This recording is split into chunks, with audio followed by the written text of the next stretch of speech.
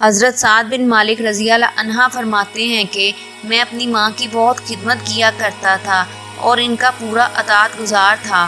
جب مجھے اللہ نے اسلام کی طرف ہدایت کی تو میری والدہ مجھ پر بہت بگڑی اور کہنے لگی، بچے، نیا دین تو کہاں سے نکال لیا ہے؟ سنو، میں تمہیں حکم دیتی ہوں کہ اس دین سے دستبردار ہو جاؤ، ورنہ میں نہ کھاؤں گی نہ پیوں گی اور یوں ہی بھوکی مر جاؤں گی۔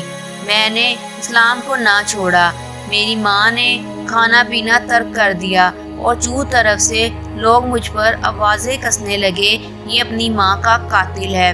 میرا دل بہت تنگ ہوا۔ میں نے اپنی والدہ کی خدمت میں بار بار عرض کیا، خوش آمدیں کی، سمجھایا کہ اللہ کے لیے اپنی ضد سے باز آ جاؤ، یہ تو ناممکن ہے میں دین محمد صلی اللہ علیہ وسلم کو چھوڑ دوں۔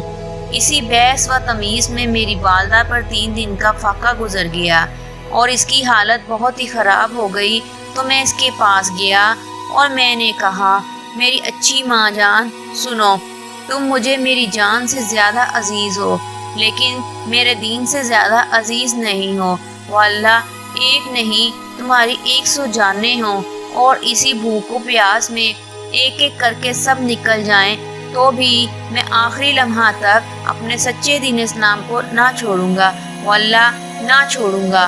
اب میری ماں مایوس ہو گئی اور کھانا پینا شروع کر دیا۔